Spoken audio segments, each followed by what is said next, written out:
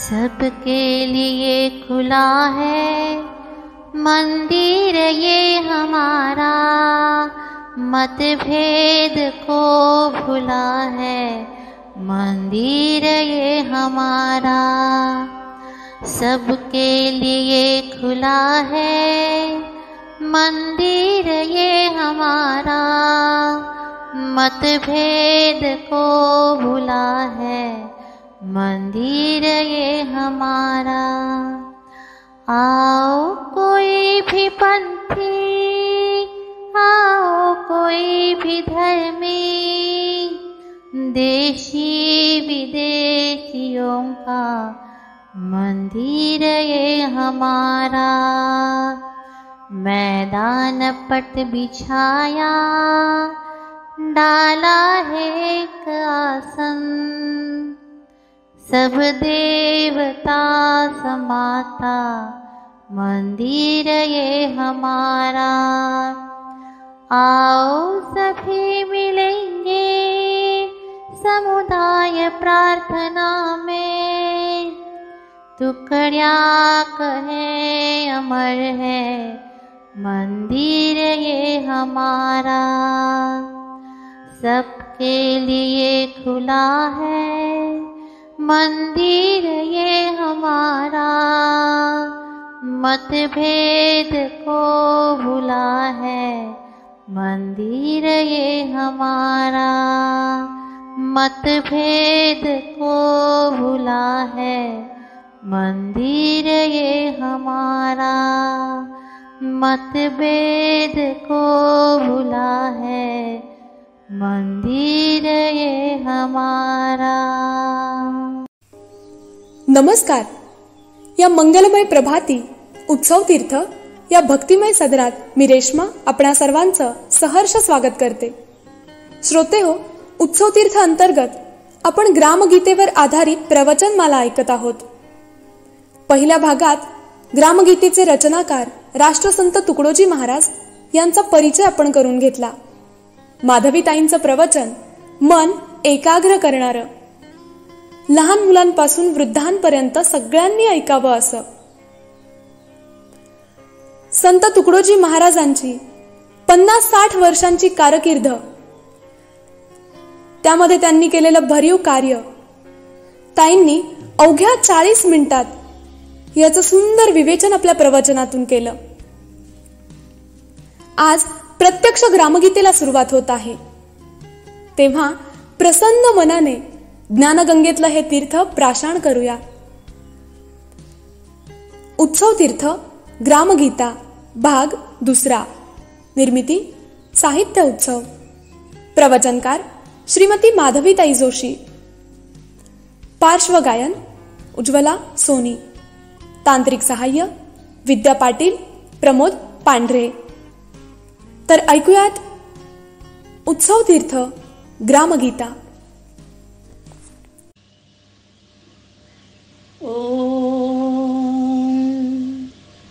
नमो सद्गुरु ज्ञानदीपा प्रकाशा, नमो आद्यरूपा अनंता परेशा, नमो मंगला मंगलद्वैतहारी,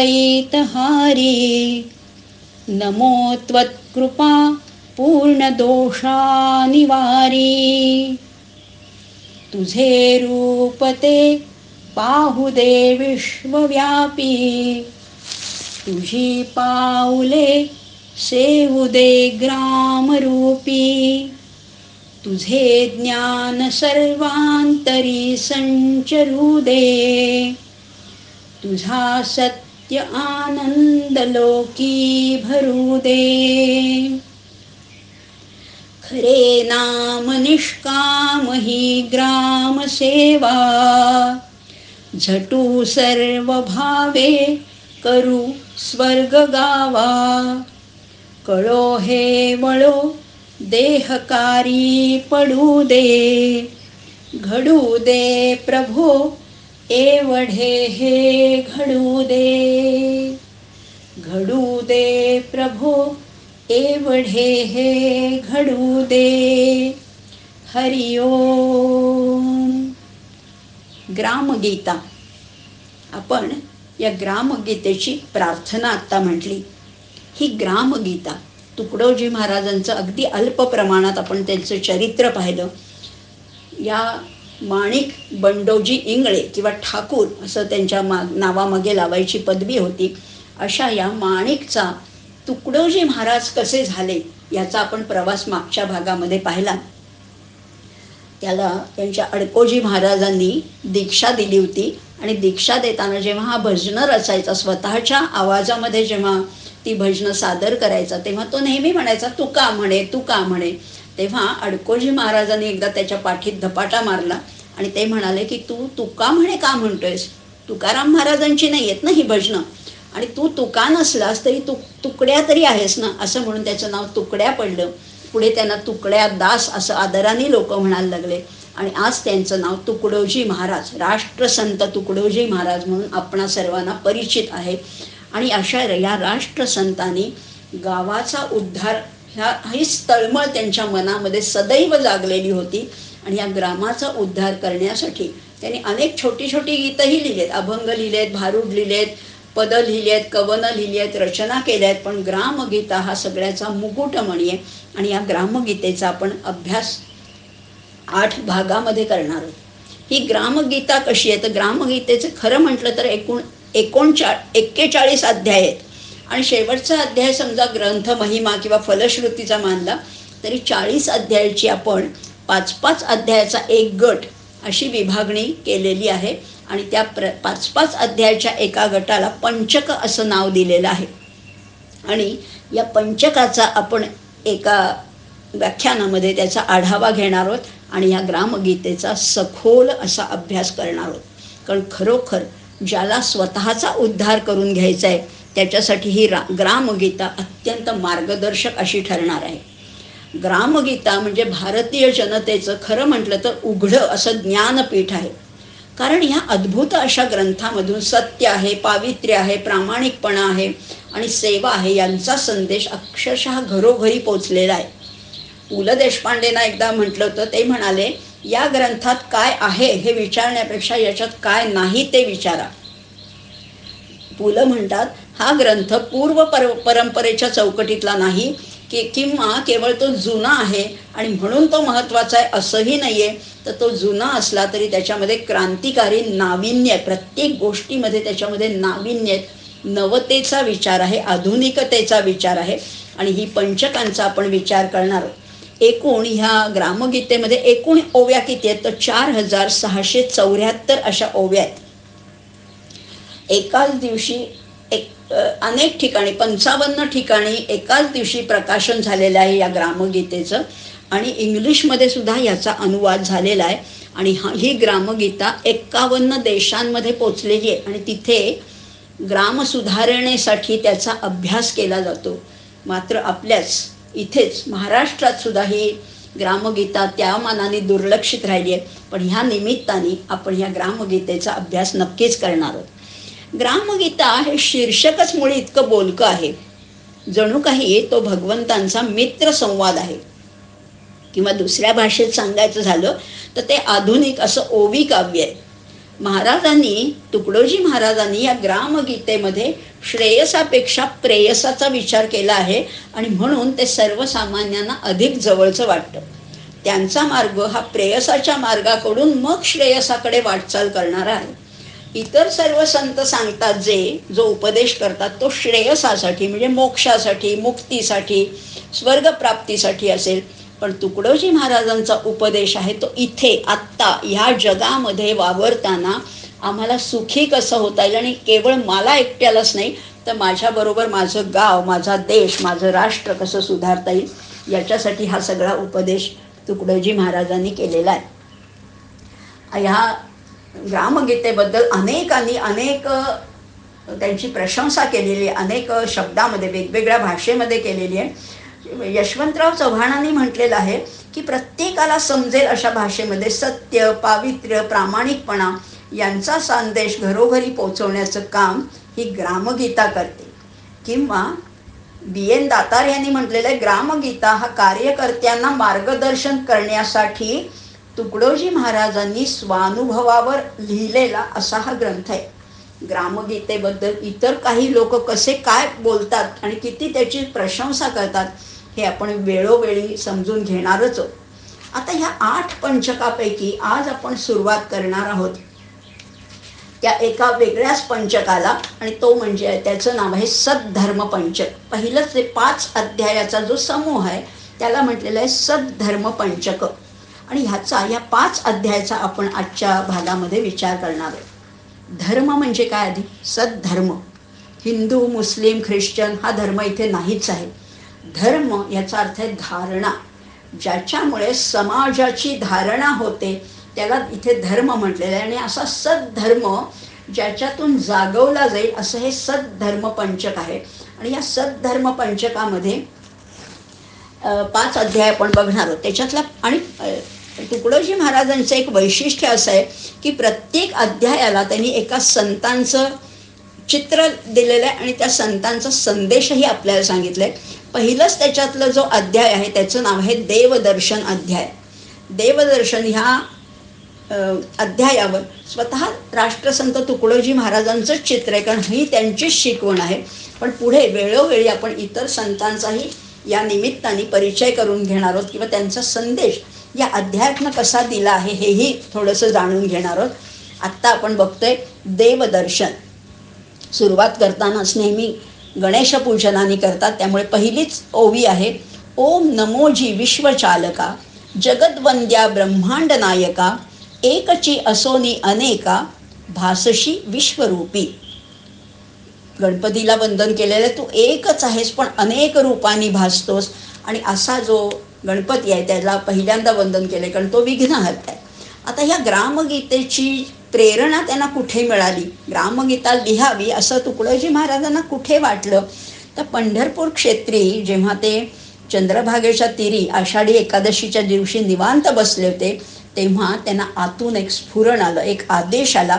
आणि त्यांना असं त्याच्यामध्ये कळलं की विश्वाचा विचार करण्याऐवजी आपल्याला खेड्याची उन्नती करायची.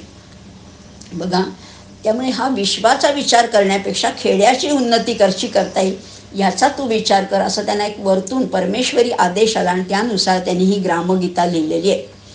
अर्थातच परंपरेनुसार त्यांनी विश्वचालकाला गणपतीला वंदन केलेलं आहे. तो कसा आहे, व्यापक आहे, अनंत आहे, चराचरामध्ये भरलेला आहे.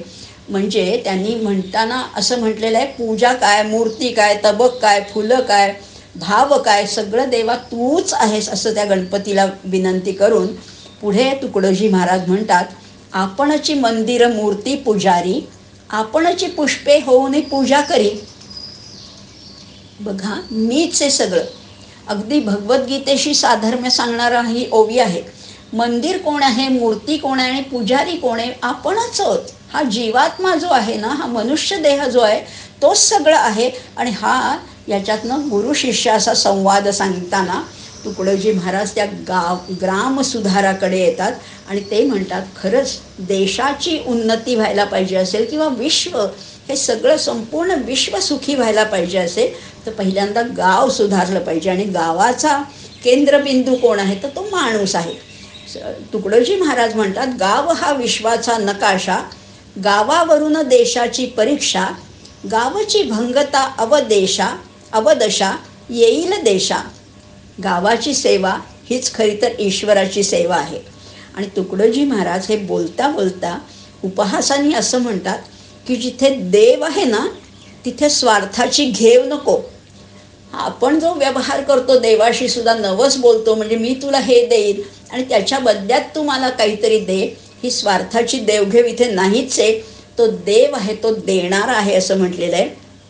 तुकडोजी महाराज पुढे म्हणतात की ह्या नराचा, माणसाला त्यांनी केंद्रबिंदू मानलंय आणि ते म्हणतात या माणसाचा म्हणजे नराचा नारायण होणं हे आपल्याच हातात आहे. आणि त्याच्यासाठी त्यांनी सांगितलं की गृहस्थाश्रम हा सर्वश्रेष्ठ असा आश्रम आहे. आता ही प्रसन्नता, देवाला प्रसन्न करून घेण्यासाठी आधी गाव प्रसन्न व्हायला पाहिजे. गाव प्रसन्न झालं तर गावात राहणारे संत प्रसन्न होतील. संत प्रसन्न झाले तर देश प्रसन्न, विश्व प्रसन्न आणि मग देव प्रसन्न.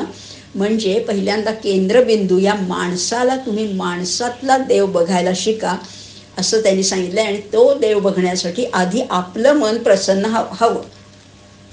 पुढे तुकडोजी महाराज म्हणतात, जे जे आपणासी कळते ते ते सांगावे सकळाते, आपुलेची म्हणून जनते माय बाप. आपल्याला जे ठाऊक आहे, अगदी समर्थांच्या विचारांशी मिळता जुळता असा विचार आहे. जे जे आपणासी ठावे ते ते इतरांशी सांगावे, शहाणे करून सोडावे सकळ जन, असं समर्थ सांगतात. तेच तुकडोजी महाराजांनी इथे सांगितलंय. आणि तुकडोजी महाराजांचा सगळ्यात मोठा आग्रह असा आहे की माझा एकट्याचा उद्धार होऊन चालणार नाही, सर्वांना बरोबर घेऊनच चालायचं आहे. महाराज म्हणतात, विश्वब्रह्म बोलत गेला, सभोवती समाज दुःखी बुडाला, ग्रामसेवा ही न कळे जाला, त्याचे ज्ञान व्यर्थची. विश्वब्रह्म, ब्रह्ममाया अशा भाषा बोलणाऱ्यांचा इथे संबंधच नाही आहे. जेव्हा आजूबाजूचा आपला समाज दुःखी असतो तेव्हा हे ज्ञान सांगून त्याचा काय उपयोग आहे असं उपरोधिक भाषेमध्ये सुद्धा तुकडोजी महाराजांनी आपल्याला उपदेश केलेला आहे. आणि हे सगळं करत असताना पुन्हा ते म्हणतायत की माझ्या मर्यादा मला ठाऊक आहेत बरं का, मी तुम्हाला उपदेश करण्याचा इतका विद्वान पण नाही आहे, तुम्ही रागावू नका माझ्यावर, असं विनयशीलतेने सांगतायत. आणि त्याच्यासाठी सांगतायत ते, माझी मला साक्ष आहे, मी ग्रंथकर्ता विद्वान नोहे, मी कोणी मोठा विद्वान नाही आहे, परी धान्य राशीत आपुले पोहे टाकावे वाटती. एवढ्या सगळ्या संत महंत विभूतींनी जे ज्ञान सांगितलंय त्यांच्या धान्याच्या मोठाल्या राशी आहेत, त्याच्यात मी माझे आपले सुदाम्याचे मुठभर पोहे टाकतोय. इतकी विनयशील भूमिका तुकडोजी महाराज घेतात. आणि अति देवदेव करण्याच्या सुद्धा ते विरुद्ध आहे. देवाला प्रसन्न करायचे पण त्यापूर्वी आधी माणसाला प्रसन्न करायचे. नुसतं देवदेव करून गावं जर का भिकेला लागली तर ते तुकडोजी महाराजांना अजिबात मान्य नाहीये. आणि म्हणून ते म्हणतात, म्हणून मी तैसे न सांगेन, येथे जे केले देवस्मरण, ते भित्रे आळशी कराया जन, नाही जाणा निर्धारी. लोक काय करत होते, त्या काळचा समाज असा होता की नुसतं देवदेव करत बसावं आणि आळशीपणाने देवाच्या नावाखाली नुसती एक जपमाळ हातात घ्यावी आणि आळसात दिवस घालवा. त्याच्यासाठी मी हे सांगत नाहीये. तुकडोजी महाराज म्हणतात, आम्ही सर्वची संतुष्ट राहू, सर्व मिळवणी सर्व खाऊ, राबू सवे सुखे सेवू, जे जे असेल ते सगळे. सगळ्यांना बरोबर घेऊन राबायचे, गावामध्ये कामं करायचे, तोच देव मानायचा आहे, देवळातला देव नाही. किंवा आळशी बनवण्यासाठी मी हे सांगत नाहीये, तर उलट सगळ्यांनी कामाला लावायचे, राबायचे, आणि तरच तो देव प्रसन्न होईल असंही तुकडोजी महाराज म्हणतात. त्याच्यातला दुसरा जो अध्याय आहे धर्माध्ययन, धर्माचा, आता सद्धर्म आपलं हे पंचक आहे, धर्माध्ययन. आणि ह्याच्यासाठी त्यांनी चित्र काढलेलं आहे, ते समर्थ रामदास स्वामींचं आहे. आणि खरंच आहे, समर्थ रामदास स्वामींनी त्यांची शिकवण काय होती, ते कधीही म्हणाले नाहीत की संसार सोडा आणि सगळ्यांनी संन्यास घ्या. उलट समर्थ सांगतात, आधी प्रपंच करावा नेटका, मग धरावे परमार्थ विवेका. आणि इथे सुद्धा तुकडोजी महाराज आपल्याला हेच सांगतात की ब्रह्मचर्य आणि गृहस्थाश्रम यांची सांगड कशी घालायची तेच आपल्याला ह्याच्यातनं सांगितलं आहे. आणि तुकडोजी महाराजांनी सुद्धा आरोग्याचं महत्त्व जाणलं होतं, व्यायामाचं महत्त्व जाणलं होतं, दिनचर्या कशी असावी, शिस्त स्वतःला कशी लावावी. आणि खरंच आहे बघा, आपण आपल्याला शिस्त लावली तर डॉक्टरांची गरज नाही, वैद्यांची गरज नाही, किंवा स्वभावतः प्रत्येकाने न्याय आणि नीतीचा व्यवहार केला तर न्यायसंस्थेची सुद्धा गरज नाहीये. स्वयंशासित समाज ही तुकडोजी महाराजांची विचारधारणा होती, जी अगदी गुरु वसिष्ठांशी मिळती जुळती आहे. महाराज म्हणतात, मुख्य धर्माचे लक्षण त्याग, अहिंसा, सत्यपूर्ण, अपरिग्रह, ब्रह्मचर्य जाण, तारतम्ययुक्त पंचशील तत्व सांगितले. आता खरंच विश्वाला जर का सुखी करायचं असेल तर त्याचा केंद्रबिंदू कसा असायला हवा, तोही उत्तमच असायला पाहिजे. आणि धर्माचं खरं म्हटलं तर हेच प्रयोजन आहे.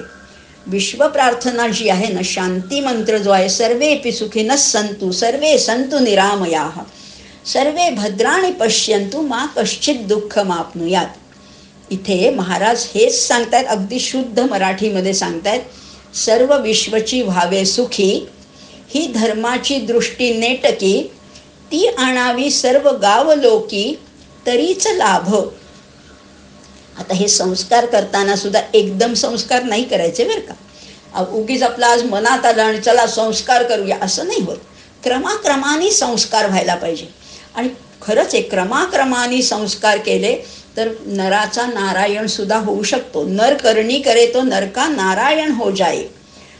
तुकडोजी महाराज म्हणतात, मानव पशुयोनीतून आला, नराचा नारायण होणे त्याला, यासाठी संस्कार देऊन साबरीला क्रमाक्रमाने. माणूस आलाय कुठून? पशुकडनं तो मानवतेकडे आलाय. आता मानवतेकडनं त्याला देवत्वाकडे जायचंय. आणि हे कसं शक्य आहे? हळूहळू क्रमाक्रमाने रोज दररोज स्वतःमध्ये किंचित का होईना दररोज सकारात्मक बदल घडवला तर हे शक्य आहे.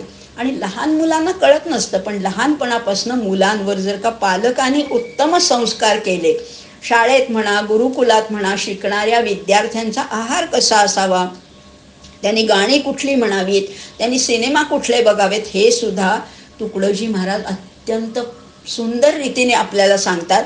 ते म्हणतात, शाळेत म्हणा गुरुकुलात शिकणाऱ्या विद्यार्थ्यांचा आहार सात्विकच असायला पाहिजे. चमचमीत कुरकुरीत खुसखुशीत असलं काही नको.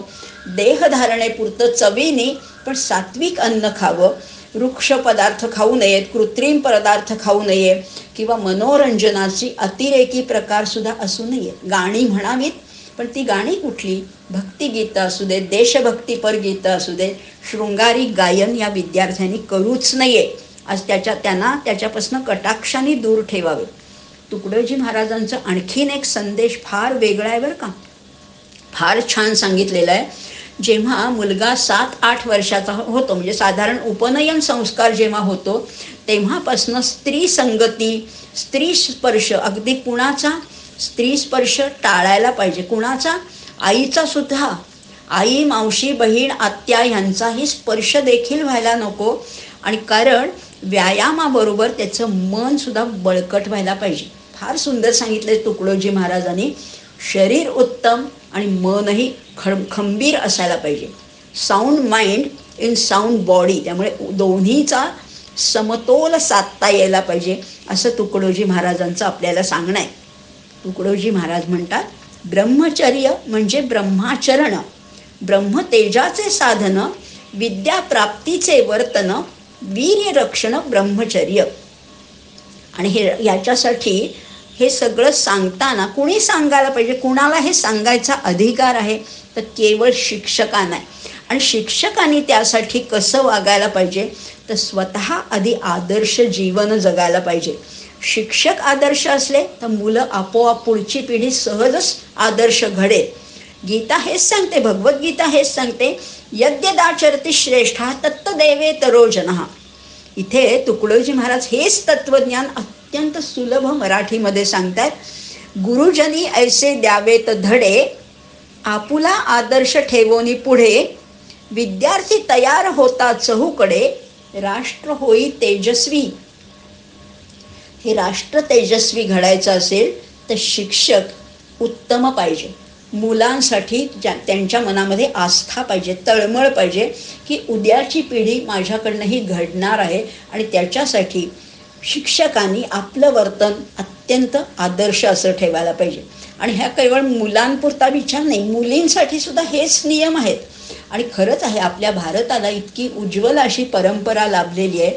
आपल्या या देशामध्ये अनेक ऋषी म्हणजे कोण होते? तर ऋषी म्हणजे स्वतः संशोधक होते, ते स्वतः शास्त्रज्ञ होते. ग्रह तारे नक्षत्र किंवा खगोलशास्त्र, शरीरशास्त्र, वैद्यकशास्त्र, मंत्रशास्त्र या सगळ्याची त्यांना जाणीव होती. आणि त्याचबरोबर गार्गी, मैत्रेयी, सुलभा, अपाला, घोषा या सगळ्या स्त्रिया सुद्धा ब्रह्मवादिनी स्त्रिया होत्या. आणि आता पुढे म्हटलेलं आहे, असे जर का सुसंस्कृत ब्रह्मचारी मुलं आणि अशा सुशील शालीन अशा मुली जर का या ज्या समाजात असतील, त्या दोघांचा जेव्हा केव्हा विवाह होईल, त्यांच्या गृहस्थाश्रमातनं पुढची प्रजा कशी निपजेल शतायुषी आहे, आरोग्यवान आहे, विद्यावान अशी संतती जर का निर्माण होणार असेल, असे आदर्श नागरिक, असं आदर्श गाव जर का होणार असेल, तर हे राष्ट्र या जगामध्ये खरोखर शोभून दिसणारे, अत्यंत तेजस्वी दिसणारे, अशी शिकवण आपल्याकडे पूर्वीपासून दिलेली जात होती. पण ते सगळं संस्कृतमध्ये होतं. पण तुकडोजी महाराज आपल्याला समजेल अशा साध्या भाषेत, साध्या मराठीमध्ये सांगतायत. आणि हे जर का खरंच असं घडलं ना, तर साने गुरुजींचं जे स्वप्न होतं तेही साकार होईल. बलसागर भारत होवो, विश्वात शोभुनी राहो, असं हे तत्वज्ञान आहे. ह्याच्यामध्ये ब्रह्मचर्यावर भर दिलेला आहे. ब्रह्मचर्य, आणि खरंच आहे 24 वर्षापर्यंत. समजा आयुष्याचे 4 भाग केले तर पहिली 24 वर्ष केवळ विद्या अध्ययन झालं पाहिजे. अध्ययन झाल्यानंतर जेव्हा समावर्तन होतं, किंवा ज्याला आपण पदवीदान समारंभ म्हणतो, सगळी शास्त्र शिकल्यानंतर गुरुजी आपल्या शिष्याला निरोप देतात आणि ते तेव्हा त्याला सांगतात की आता याच्या पुढे एखाद्या सुशील सद्गुणी कन्यकेशी विवाह करून तू गृहस्थाश्रम चालव. आणि हा गृहस्थाश्रम, आश्रमधर्म, हा जो 3रा अध्याय तुकडोजी महाराज सांगतात त्याचं नावच आहे आश्रमधर्म. आणि त्याच्यावर चित्र आणि संदेश कोणाचा आहे तर सावतामाळीचा आहे. सावतामाळी फार वेगळे संत होऊन गेले बरं का. पंढरपूरपासून केवळ 6 किलोमीटरवर राहत होते, पण ते एकदाही पंढरपूरला गेले नाहीत. पण त्यांनी जे सांगितलंय ते तत्वज्ञान, ह्या आश्रमधर्म कसा पाळावा याच्यासाठी अत्यंत मार्गदर्शक असं त्यांचं तत्वज्ञान आहे. पण इथे तुकडोजी महाराज काय सांगतात बघा, 3ऱ्या अध्यायामध्ये, संसारपंथ न मोडावा, प्रजातंतू न खंडावा, म्हणून ब्रह्मचार्याने साधावा गृहस्थाश्रम. किती सुंदर सांगितलंय. आणि हे उपनिषदात सांगितलंय बरं का, प्रजातंतू न व्यच्छेदी. इथे तुकडोजी महाराज म्हणतात संसारपंथ मोडू नये. एकदा उत्तम विवाह करताना उत्तम कन्यका, उत्तम पुत्र यांचा विवाह झाला पाहिजे. आणि प्रजातंतू आहे ना, हा प्रजातंतू आहे. आपल्या वाडवडिलांकडनं आपल्यालाही म्हणजे आपण निर्माण झालो, आता हाच तंतू पुढे न्यायचा, ही शृंखला पुढे न्यायची, हा खंडित होऊ द्यायचा नाहीये. त्यामुळे पूर्वी जो आशीर्वाद असायचा, अष्टपुत्रा सौभाग्यवती भव, किंवा घरामध्ये सुद्धा पुष्कळ मुलं असणं हे भूषण मानलं जायचं. आणि तोच संदेश इथे तुकडोजी महाराज देतात, प्रजातंतू खंडू देऊ नये. आणि म्हणून ब्रह्मचार्याने साधावा गृहस्थाश्रम. ब्रह्मचार्याने कायम ब्रह्मचारी नाही राहायचं. 24 वर्ष ब्रह्मचर्य पाळल्यानंतर गृहस्थाश्रमामध्ये प्रवेश करायचा आहे, असं हे फार वेगळं तत्वज्ञान महाराज सांगून जातात. आता ते म्हणतात, विश्वदेव जाणूनी सेवावा, तोची वैश्वदेव बरवा, प्राणी मात्रासी वाटा द्यावा, हाची यज्ञ पावन. वैश्वदेव पूर्वी पद्धत होती, घरोघरी पद्धत होती.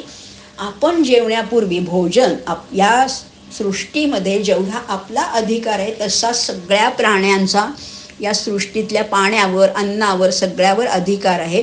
त्याची जाणीव ठेवणं म्हणजेच खरं तर वैश्वदेव आहे. पूर्वी होता ना, गोग्रास होता, काकबळी होता, अतिथी अभ्यागत, प्रत्येकासाठी काहीतरी द्यायचं आणि मग आपण मुखामध्ये घास घालायचा, अशी पद्धत होती. प्राणीमात्राला वाटा दिला तर त्या प्राण्यांचे, त्या सृष्टीचे, त्या विश्वदेवाचे आशीर्वाद आपल्याला लाभतात. आणि हाच खरं तर यज्ञ, पावन असा यज्ञ समजावा. आणि हा यज्ञ केला तर ह्याच्यामुळे देवऋण जे आहे आपल्यावर ते फिटतं, असंही म्हटलेलं आहे. आयुष्य जगत असताना एक फार सुंदर संदेश महाराज देतात. आयुष्य जगत असताना भोगानी नाही तर त्यागानी आनंद मिळतो. विचारच करूया आपण, खरीच गोष्ट आहे.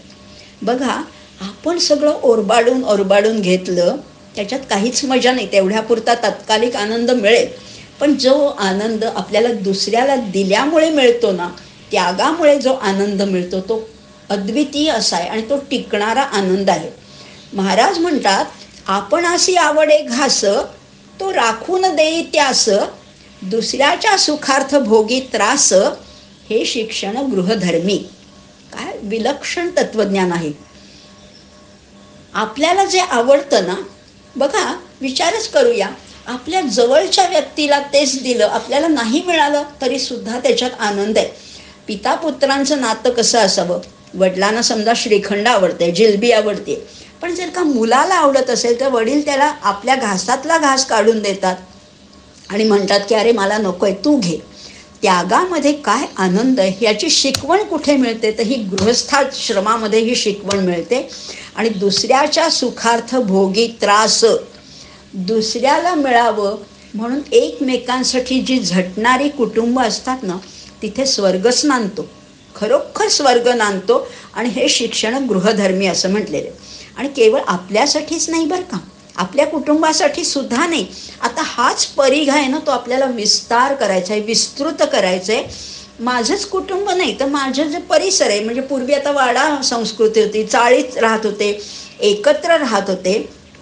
आणि असं जेव्हा आपल्या घरी काही उत्तम पदार्थ केला तर शेजाऱ्याला देण्याची पद्धत होती. जेवणाच्या वेळेला कोणीही अतिथी अभ्यागत आला तर त्याला जेवायला बसायला आग्रह केला जायचा. ही संस्कृती कुठे शिकायला मिळते, ती गृहस्थाश्रमातच शिकायला मिळते. आणि हे जसं पिता पुत्रांच्या बाबतीत आहे तसं पती पत्नींनी सुद्धा कसं वागावं. दोघांचे व्हावे एक मन, तेथेची नांदे स्वर्ग पूर्ण, होता आदर्श एक संतान, पांग फेडील देशाचा. बघा, पती पत्नी यांच्यामध्ये जर का एक वाक्यता असेल, एक मत असेल, एक विचार असेल ना, तिथे स्वर्ग नांदतो. भले पैसे कमी असू देत, खायला थोडंसं कमी मिळालं तरी चालेल, पण जिथे पती पत्नीचं साहचर्य आहे, स्वभावामध्ये एकवाक्यता आहे, ते दोघंही एक मतानी चालतात, तिथे होता आदर्श एक संतान. त्यांना एक जरी मुलगा झाला तरी सुद्धा त्या मुलामध्ये त्यांचे संस्कार आपोआप उतरतात, वेगळे करावे लागत नाही. आणि मग असा मुलगा देशाचे पांग फेडेल असंही म्हटलेलं आहे. कारण त्याला ही त्यागाची जाणीव आहे. आई वडिलांनी आपल्यासाठी काय कष्ट सोसले हे मुलाला कळल्यानंतर तोही पुढेच ही परंपरा चालवतो आणि देशाचे पांग सुद्धा फेडू शकतो. खरंच आहे, सेवेनी सुद्धा मोक्ष सुख लाभू शकतो. आणि इथे महाराज सांगतात की एकमेकासाठी झीज सोसायलाच हवी. सेवेने देखील मोक्ष सुख लाभू शकतं. सेवेने ज्ञानाने मुक्ती सुखा प्राप्त होतो कोणीही. सेवेमुळे तुम्हाला मुक्ती सुद्धा प्राप्त होतील. आत्ता जरी प्रेयसाचा विचार आहे तरी ह्याच्यातूनच श्रेयस सुद्धा लाभू शकतं. आणि पुढे महाराज एक वाक्य म्हणतात, आपुले घर नव्हेची घर, विश्व आपुले मकान सुंदर. माऊलींच्या तोडीचं तत्वज्ञान महाराज सांगतायत. हे विश्वची माझे घर, ऐसी ज्याची मती स्थिर, किंबहुना चराचर आपणची झाला, असं माऊली म्हणते. आणि आमचे महाराज म्हणतात, आपुले घर नव्हेची घर. माझ्या एवढ्या मर्यादित संकुचित विश्वात मी वावरणार नाहीये. विश्व आपुले मकान सुंदर. काय गोड कल्पना आहे, विश्व हेच माझं मकान आहे असं जेव्हा वाटेल तेव्हा आप परभेद राहणारच नाही. हे तुझं, हे माझं, तुला जास्त, मला असं काही होणारच नाही. अशी वृत्ती जेव्हा बाणवली जाते तेव्हा या तुकडोजी महाराजांचं तत्वज्ञान हे फार वेगळीच उंची गाठतं असं म्हणायला हरकत नाही. असा हा जर का गृहस्थाश्रम उत्तम साधला असेल, उत्तम प्रजा निर्मिती केली असेल, संतती उत्तम, जिथे एकवाक्यता आहे, जिथे शांतता आहे, जिथे समाधान आहे, तिथे पुढची पिढी आपोआपच उत्तमच निपजते असंही म्हटलेलं आहे. आणि मग ह्या उत्तम संततीवर उत्तम संस्कार करायचे. त्यांना एकदा त्यांचा विवाह झाला, त्यांची सगळी कर्तव्य आपण उत्तम रीतीने पार पाडायची. त्यांचा विवाह झाल्यानंतर, त्या मुलाला एक मुलगा झाल्यानंतर त्या मुलावर आपली सगळी जबाबदारी, या संसाराची, शेतीवाडीची, घरादाराची सगळी जबाबदारी सोपवायची. आणि मग आपण तपसाधना करण्यासाठी वानप्रस्थाश्रम स्वीकारावा असंही महाराज म्हणतात. आता वानप्रस्थाश्रम बघा, आधी पहिले ब्रह्मचर्य आश्रमामध्ये अध्ययन केलंय, सगळ्या विद्यांचा अभ्यास केलेला आहे. गृहस्थाश्रम स्वीकारल्यानंतर सुद्धा गृहस्थाश्रमाची सगळी कर्तव्य अगदी मनापासून पार पाडायची, उत्तम पिढी तयार करायची, उत्तम मुलांना जन्म द्यायचा, त्यांच्यावर उत्तम संस्कार करायचे, त्यांची लग्न, त्यांचे विवाह समारंभ सगळे झाल्यानंतर, मुलाला मुलगा झाल्यानंतर आपण वानप्रस्थाश्रम स्वीकारायचा आहे. आणि मग वानप्रस्थाश्रमामध्ये काय करायचे, तर जेव्हा गृहस्थाश्रम करत असताना जेव्हा काही काही कामं राहिलेली असतात, गृहस्थांना वेळ न फावे म्हणून वानप्रस्थी लक्ष द्यावे, मुलाबाळांशी संगोपावे ब्रह्मचारी रक्षणे. काय सांगितलंय बघा, किती किती आदर्श उपदेश. आजच्या काळात सुद्धा इतका तो तितकाच लागू आहे. जेव्हा गृहस्थाश्रमामध्ये काही कर्तव्य करायला वेळ नाही मिळाला, की आता वानप्रस्थाश्रमामध्ये त्या गोष्टी करायच्या आहेत. आपल्या मुलांना म्हणजे मुलाबाळांना रक्षावे, संगोपावे, म्हणजेच आपल्या नातवंडांचा सांभाळ करायचा आहे. तो सुद्धा अत्यंत हसतमुखाने, आनंदाने ब्रह्मचारी रक्षणे, म्हणजे योग्य वयात योग्य कार्य कसं करायचं आहे. तर ही वानप्रस्थाश्रम ही खरं म्हटलं तर पुढच्या संन्यासाश्रमाची तयारी आहे. त्यावेळेला वानप्रस्थाश्रमामध्ये संसारात राहूनच थोडं अलिप्तपणाने वागता यायला पाहिजे. म्हणजे तुकाराम महाराजांच्या भाषेत सांगायचं झालं ना, तर उरलो उपकारा पुरता अशी भावना पाहिजे. सारखं मुलांमध्ये सारखं लक्ष घालायचं नाही. त्यांचे निर्णय त्यांना घेऊ दे, त्यांच्या पद्धतीने त्यांना संसार करू दे. फक्त मला विचारलं तर मी सल्ला देईन आणि उपकार करण्यापुरता तुमची जिथे अडचण आहे तिथे मी येईन, असं वानप्रस्थाश्रमाचं खरं म्हटलं तर इंगित आहे किंवा त्याचं मर्म आहे.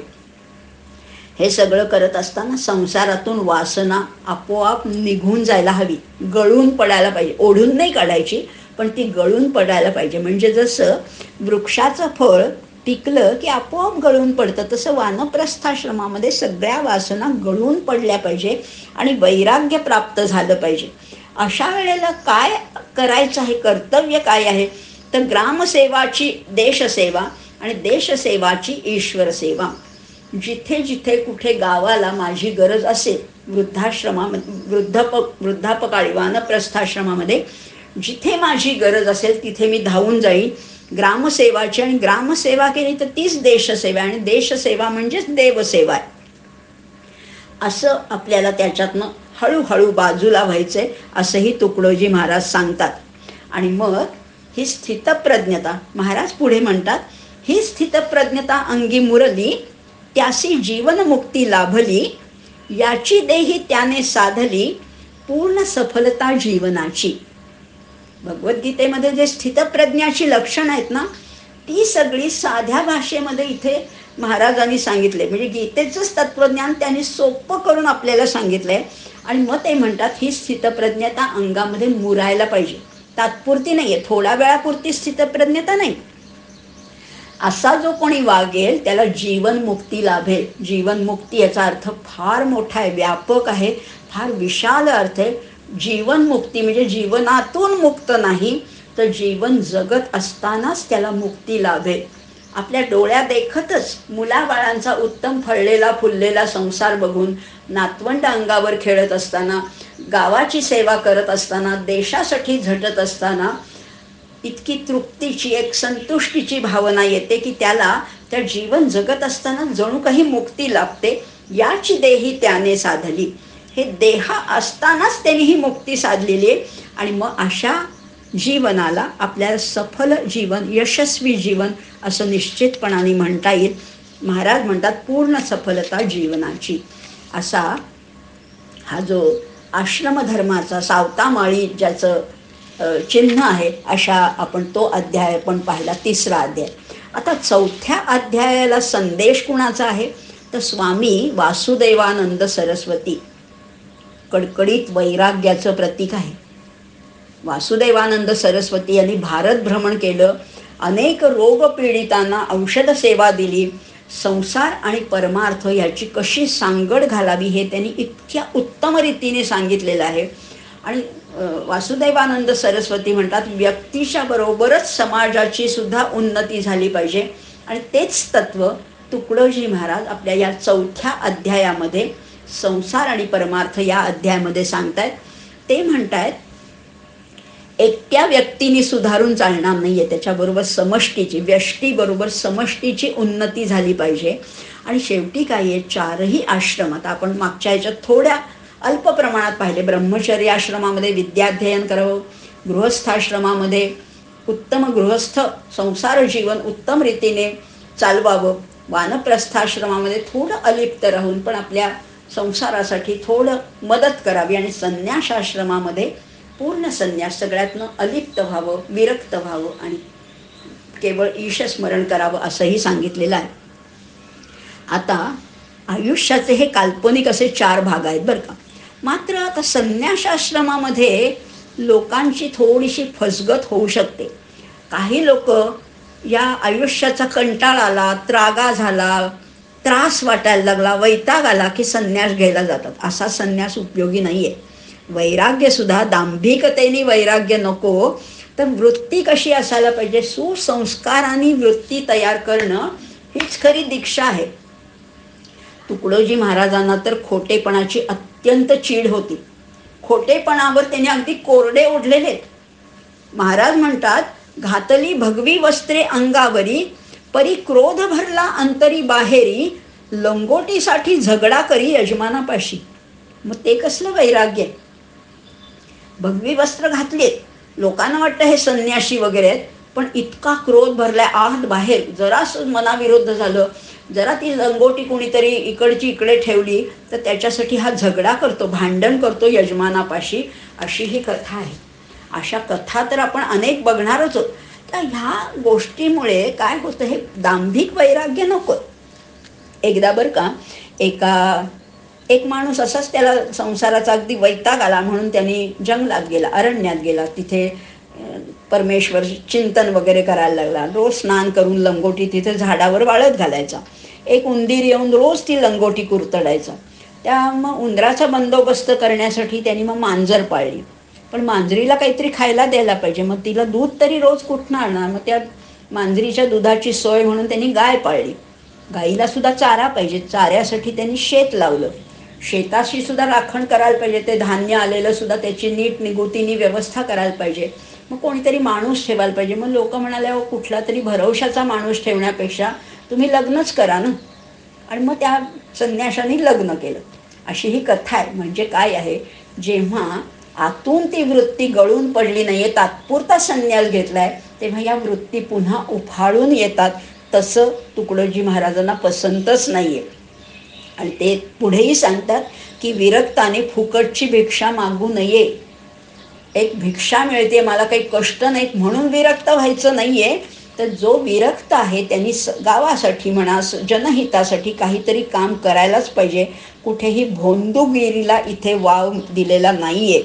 भोंदूगिरी नको, त्याच्यापेक्षा तुम्ही संसार करा. मग करावा सुखाने संसार, करावा अतिथीचा सत्कार, बांधा सोपे माड्या घर, उत्तम व्यवहारे धन जोडा. आता पुन्हा गृहस्थाश्रमाचं महत्त्व सांगतायत बरं का महाराज. तुम्हाला नाही ना अजून ते आवड आहे ना, भौतिक गोष्टीची आवड आहे ना, मग करा ना, सुखाने संसार करा. करावा अतिथीचा सत्कार, अतिथी देवो भव अशी आपल्याकडे खरं तर एक धारणा आहे. अतिथीला, पाहुण्याला देव मानलं जायचं पूर्वी. बांधा सोपे माड्या घर. आता अतिथी, कबीरजी तर म्हणतात, मैं भी भूखा न रहू और साधू भी भूखा न जाय. इतकं मला धन मिळालं पाहिजे. आणि धनार्जनाला, संपत्ती मिळवायला कोणीही आपल्या धर्मामध्ये कधीही आडकाठी नाही आहे. अगदी गुरु वसिष्ठ सुद्धा, त्यांच्याकडे 60-60 हजार छात्र एका वेळेस असायचे.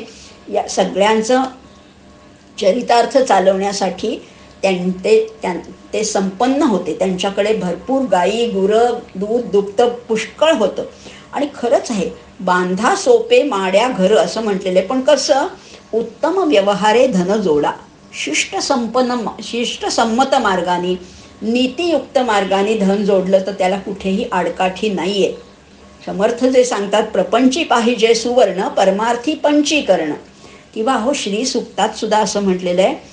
हे श्रीसूक्त ते तर ऋषींनी लिहिलं आहे. आणि ते काय म्हणतात, मला सगळं मिळू दे, श्री वर्चस्व आयुष्यम आरोग्यम विधाक्षोभमानम महीयते, धान्यम धनम पशुम बहुपुत्र लाभम शतसंवत्सरम दीर्घमायु. आणि खरंच आहे, गृहस्थानी पुष्कळ पैसा मिळवावा. असं नाही आहे की तो अध्यात्म मार्गाला लागला म्हणून त्यांनी पैशाकडे पाठ फिरवावी, असं कधीच सांगितलेलं नाही आहे. आणि उपनिषदामध्ये सुद्धा या गृहस्थाश्रमाची अत्यंत प्रशंसा केली आहे. धन्यो गृहस्थाश्रम असंही म्हटलेलं आहे.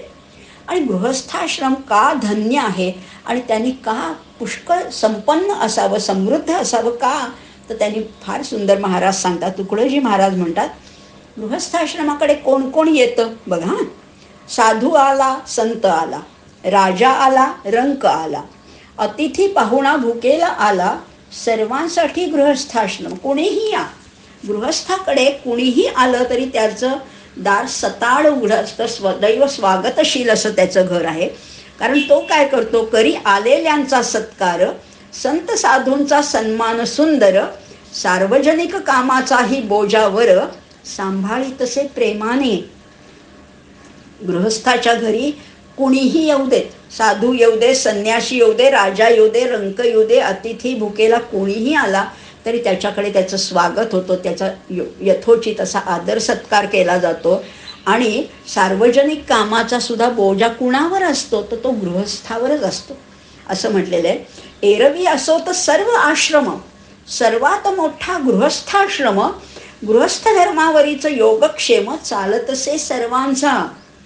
सगळे आश्रम महत्त्वाचेच आहेत, पण सगळ्यात मोठा काय आहे, एका आश्रमावर बाकीच्या 3 आश्रमांचा भार पडतो, तो आहे गृहस्थाश्रम. आणि गृहस्थाश्रमावरच योगक्षेम. आता जे भिक्षेकरी आहेत, संत आहेत, साधू आहेत, ब्रह्मचारी आहेत, या सगळ्यांचा योगक्षेम कुणावर चालतो, तर गृहस्थावरच चालतो. आणि म्हणून गृहस्थ हा संपन्न असायला पाहिजे, समृद्ध असायला पाहिजे, पण विचारांनी अंतःकरणाने सुद्धा विशाल असायला पाहिजे असंही म्हटलेलं आहे. पण आता गृहस्थ सगळं सांभाळतोय म्हणून मी काहीच करणार नाही असंही नाही चालणार. समाजातल्या सगळ्या घटकांनी आपली जबाबदारी ओळखायला पाहिजे. तुकडोजी महाराज म्हणतात, आपापले कार्य सांभाळावे, जीवमात्रासी संतुष्ट करावे, कोणीच कोणावरी न राहावे विसंबोनी. गृहस्थ आहेच आहे, पण तरी सुद्धा प्रत्येकाने आपापलं कार्य उत्तम रीतीने पाळावं. म्हणजे स्वधर्म ज्याला म्हटलं ना, तो उत्तम रीतीने पाळायचं.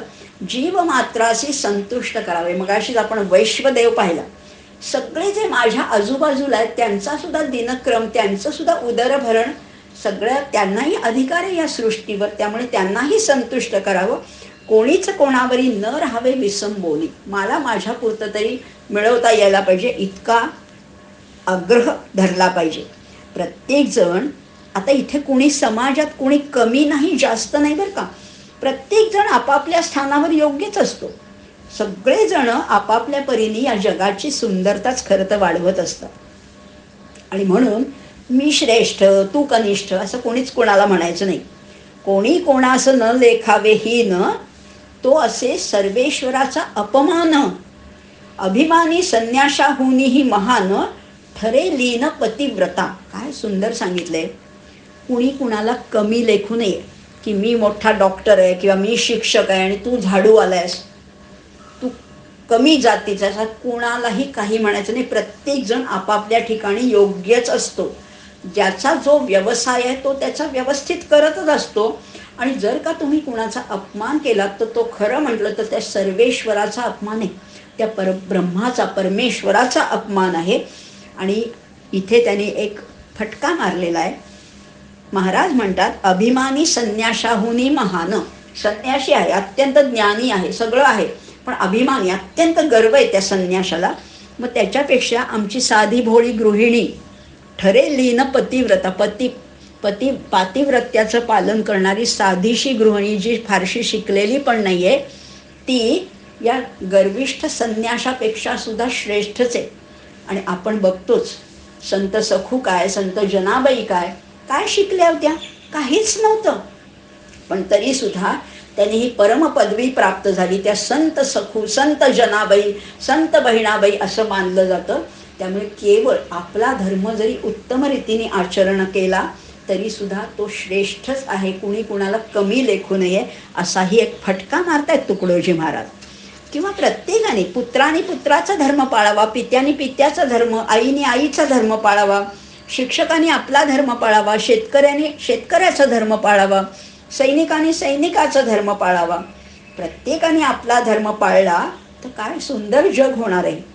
कष्ट करोनी धन जोडावे, ते धन सत्कार्येच लावावे. कधीही निरर्थक न वेचावे, छंदी कुणाच्या लागून. कष्ट करून मेहनतीनेच पैसा कमवावा. मागच्या दारानी, आडमार्गानी, टेबला खालून असा पैसा कधीच मिळवू नये. कष्ट करोनी धन जोडावे आणि ते धन सत्कार्येच लावावे, सदुपयोग करावा, सत्कर्मासाठी ते धन खर्च करावं, योग्य ठिकाणी योग्य सत्पात्री दान द्यावं असंही म्हटलेलं आहे. कधीही निरर्थक न वेचावे, वायफळ खर्च करूच नाहीये, छंदी कुणाच्या लागू न. कुणाच्या तरी नादाने आपल्याला वाटतं हे घ्यावं ते घ्यावं असं काहीही करायचं नाहीये. जे पैसा जो मिळाला आहे तो सत्कारणी सत्कृत्यासाठीच वापरला गेला पाहिजे.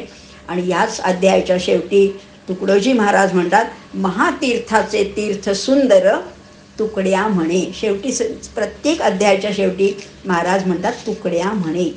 आपल्याकडे कमीपणा घेतात, स्वतःला तुकड्या म्हणतात, पण त्यांचं तत्वज्ञान या ऋषींपेक्षा काहीही किंचितही कमी नाही आहे. वेदात उपनिषदात जे तत्वज्ञान सांगितलंय तेच महाराज आपल्याला साध्या सोप्या सरळ अशा मराठीमध्ये सांगतात.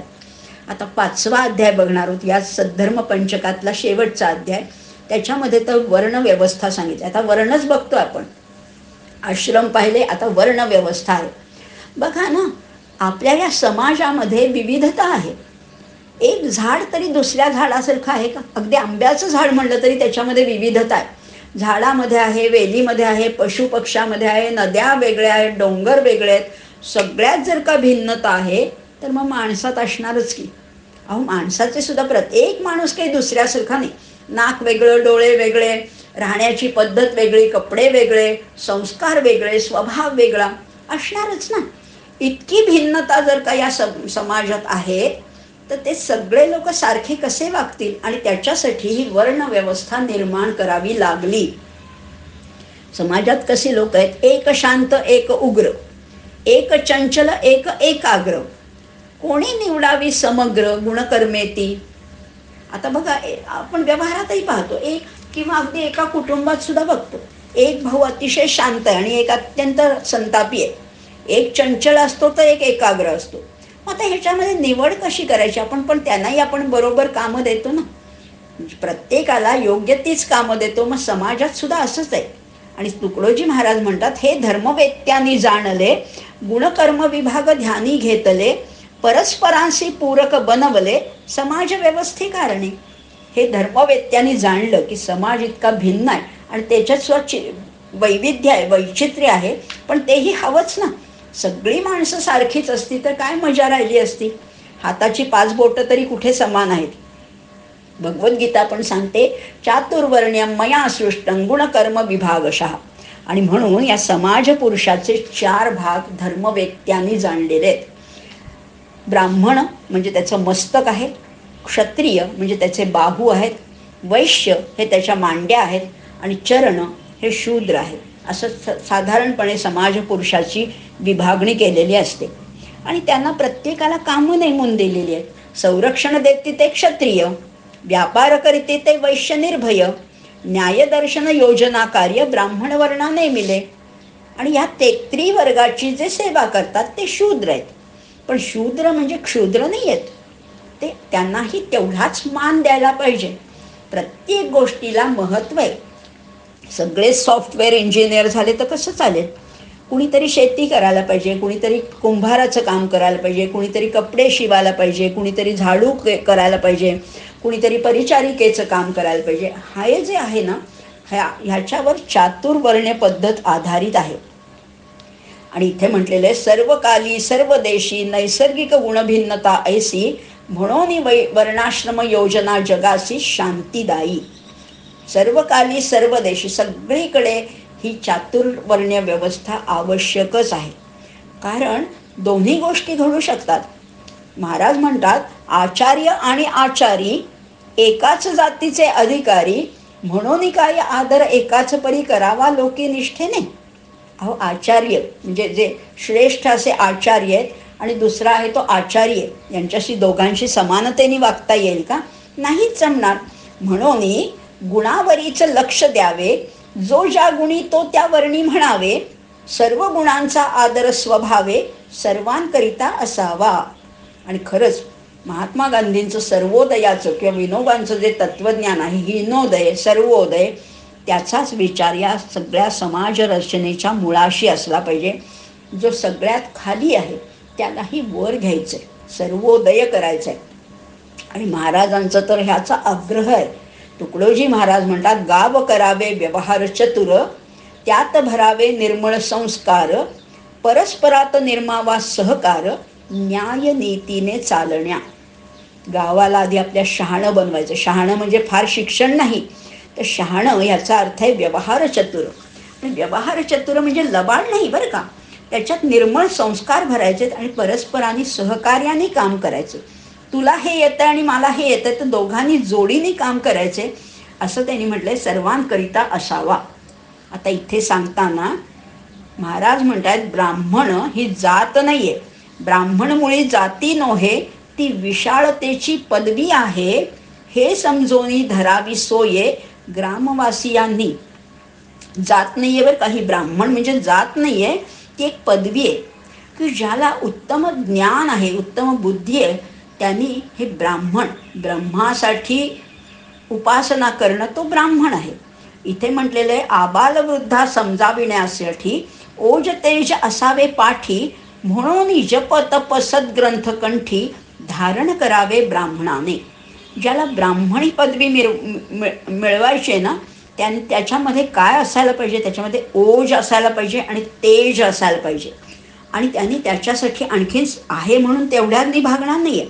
त्याच्यासाठी जप तप सद्ग्रंथ हे मुखोद्गत असायला पाहिजे, तर त्याला ब्राह्मण म्हटलेलं आहे. मग तो कुठल्याही जातीचा असला तरी चालेल बरं का. उपनिषदामध्ये ऐतरेय उपनिषद आहे ते ब्राह्मणेतर अशा जाबालांनी रचलेलं आहे. म्हणजे असं नाही आहे की ब्राह्मणानेच सगळा, ब्राह्मणांनाच हा अधिकार आहे असंही नाही आहे. एखादा शूद्र जातीचा असेल आणि तो जरी श्रेष्ठ, त्यांनी जरी पूजा अध्ययन जरी केलं तरी त्याला सुद्धा ही ब्राह्मण ही पदवी मिळू शकते असं तुकडोजी महाराज आपल्याला सांगतात. आणि शेवट करताना म्हणतात स्वभावे सर्वांनी कर्म करावे. स्वभावे, आपला जो भाव आहे, माझा जो स्वभाव आहे तसं प्रत्येकाने कर्म करावं. आणि त्याच्यामुळे काय करावं, गाव सौंदर्य सजवावे. गावाला आमच्या अत्यंत देखणं आदर्श टुमदार सुबक असं गाव झालं पाहिजे. सर्वांसह उद्धरोनी जावे तुकड्या म्हणे. आणि त्याच्यामध्ये इतरांचा उद्धार आहे तसा माझाही उद्धार आहेच की. त्यामुळे खरंच प्रत्येकाने जर काही भावना, ही भूमिका धारण केली की माझा मी उद्धार करीन आणि माझ्याबरोबर इतर 4 जणांना घेऊन पुढे जाईन, असं जर का प्रत्येकाची वृत्ती असेल, प्रत्येकाचा स्वभाव जर का असं असेल, तर गावाचं नंदनवन व्हायला काहीच वेळ लागणार नाही. आणि एक असं गाव जर का सुधारायला लागलं तर राज्य सुधारेल. राज्य सुधारलं की राष्ट्र सुधारेल. राष्ट्र सुधारलं की या विश्वामध्ये शांतता आणि ऐक्य नांदेल.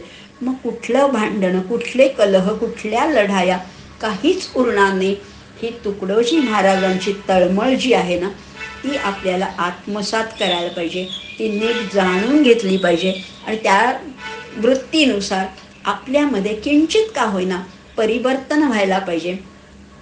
माणसात परिवर्तन झालं तर त्याच्या वस्तीमध्ये होईल, वस्तीत झालं तर गावात होईल. आणि आपल्याला असाच हा ग्रामोद्धार करायचा आहे, ग्रामसुधार करायचा आहे आणि त्यातून राष्ट्रोद्धारही साधायचा आहे असंच म्हणूया. आणि इथेच थांबूया. हरि ओम. दर्जेदार साहित्याचा आणि कलाकृतींचा आस्वाद घेण्यासाठी जॉईन करा साहित्य उत्सव व्हॉट्सॲप किंवा टेलिग्राम ग्रुप. जॉईन करण्यासाठी संपर्क करा 98 81 60 20 25 या क्रमांकावर.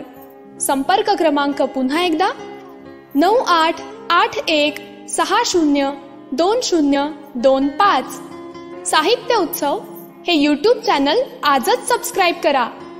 साहित्य उत्सवच्या फेसबुक पेजला जरूर भेट द्या, कारण ज्ञान आणि मनोरंजन यांचं अतूट नातं म्हणजे साहित्य उत्सव.